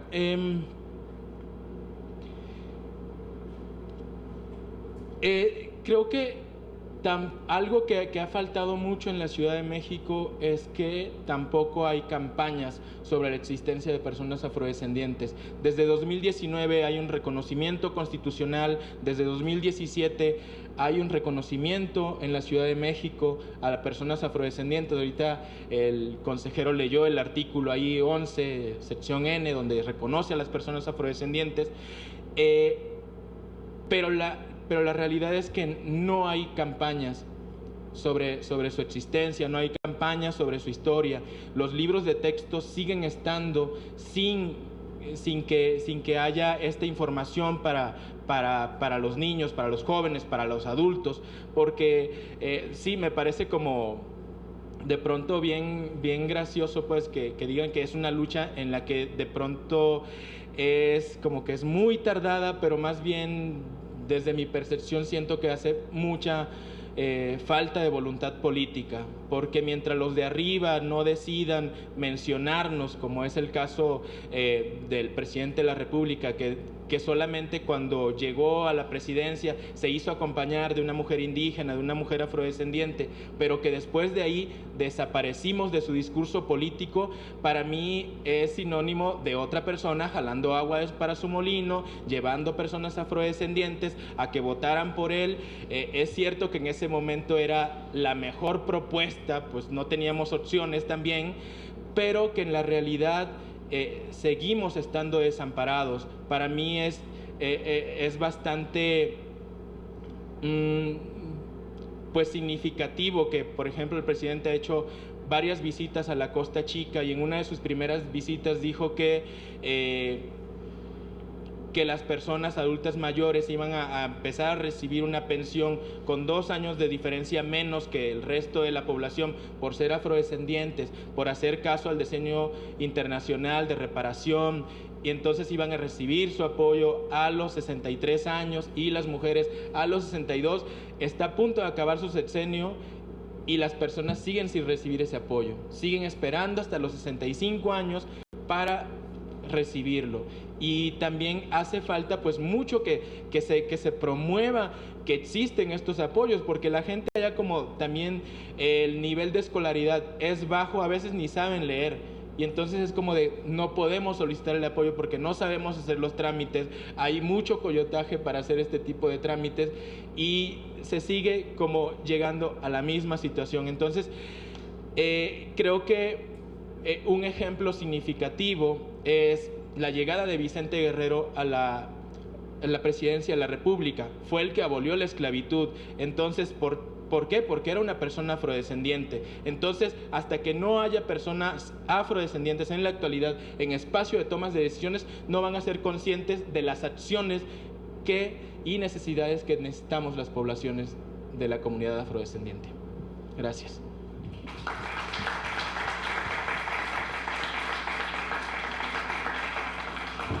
Muchas gracias. Le cedemos el uso de la voz al diputado Temístocles Villanueva. Bueno, la verdad es que yo no tenía pensado participar en esta mesa, pero creo que el diálogo que estamos provocando con este foro entre representantes populares y activistas es muy importante. Quiero compartirles que yo inicié en la política siendo activista de la diversidad sexual, no teniendo nada que ver con los partidos políticos. Pero un amigo que, por cierto, ha sido discriminado históricamente por su color de piel, se llama Jaime López Vela. Él ha buscado ser diputado muchas veces y nunca lo ha conseguido, aunque ha sido candidato. Un día me dijo: si no estamos en los espacios de toma de decisiones, nunca vamos a lograr revertir la situación de discriminación que vivimos y nunca vamos a poder contar con leyes que nos representen. Y así fue como decidimos sumarnos a la lucha por crear el Movimiento Regeneración Nacional. Logramos crear la primera Secretaría de Diversidad Sexual de un partido político en el sistema mexicano. Y es difícil militar en un partido político, está lleno de contradicciones. Todos los partidos políticos están llenos de contradicciones, porque para los partidos políticos el Estado sí es el fin. Para quienes venimos del activismo, pues el Estado es una herramienta más para conseguir que nuestras causas se cumplan. Y yo conozco a Indalí de hace poco, llegamos como diputados, no nos conocíamos previamente, y he descubierto que Indalí es una líder social que en su comunidad tiene un trabajo importantísimo. No por nada consiguió una candidatura de mayoría y ganó la elección por Morena en un proceso electoral que fue muy complejo para nosotros. Yo quisiera invitarles a todas y todos ustedes a que puedan seguir siendo partícipes del diálogo en el Congreso. Me parece muy importante un tema que acabas de sacar relacionado con la definición de cuál es la población afrodescendiente en México. Quiero decirte que yo venía revisando mi discurso y algo no me cuadraba en la definición, y por supuesto hay muchísimas personas que han llegado a México no originarias de África, pero que por supuesto que su color de piel conlleva un proceso de discriminación con el que van a vivir toda la vida. Es difícil hacer activismo, tener vinculación con las instituciones, y aún más difícil ser activista y convertirte en militante de un partido político. Pero yo quiero invitarles a que no tengan miedo a participar en los partidos, con toda la desconfianza que representa, pero si no están en los partidos, no va a haber cambios reales, porque desgraciadamente las candidaturas independientes son un asunto casi imposible en nuestro país. Por eso es que la representación política importa. Por supuesto, ya lo decía Pablo, no hace falta ser la causa para ser aliado de la causa, pero sí hace falta ser la causa para representar la causa en los espacios de representación popular. Por eso quiero acabar agradeciéndoles por su asistencia, por su acompañamiento, y pedirles que este diálogo no se quede solo con este foro, que busquemos cuál va a ser la definición de la población afrodescendiente radicada en la Ciudad de México y que sea más cercana a la realidad social que estamos viviendo. Y yo sé que la diputada Indalí va a ser una aliada importantísima para ustedes. Hay que generar el diálogo. Gracias.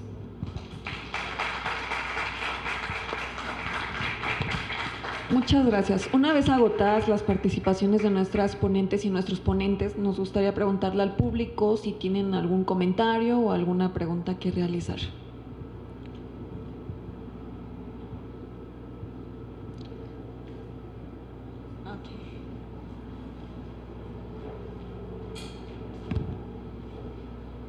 Bueno, pues primero agradecer. Creo que se han vertido varias ideas muy, muy importantes.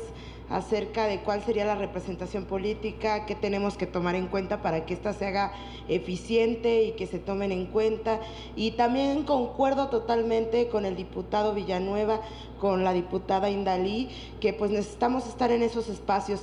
Yo sé que hay un buen de contradicciones, pero también entiendo que en este momento también voltear a ver al pasado.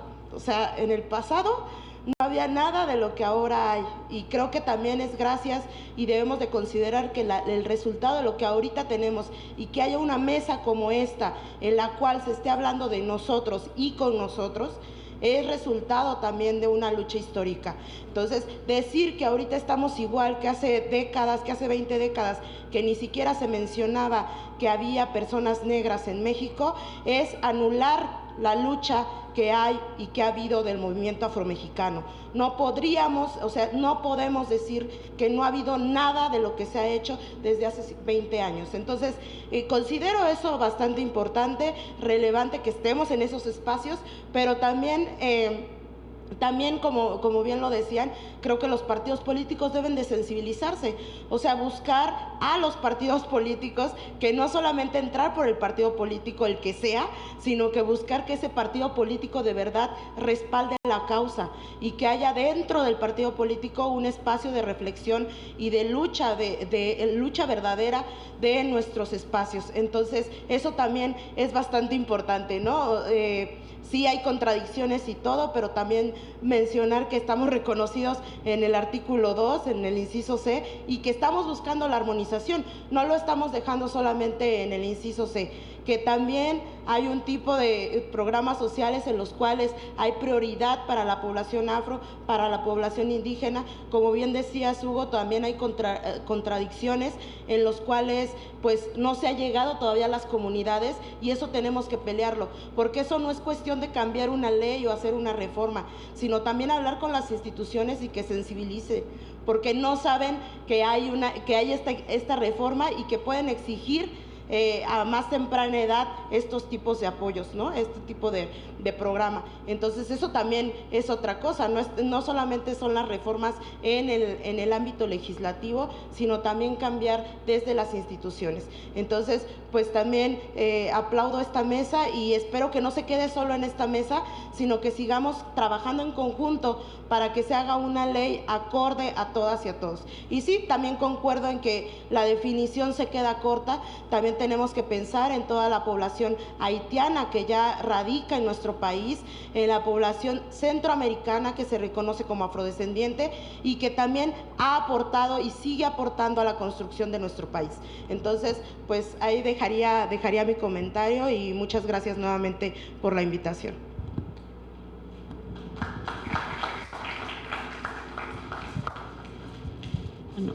Bueno, pues muchas gracias por la asistencia de todas y todos. Agradecemos a nuestras y nuestros ponentes por haber participado en esta mesa. Hasta luego.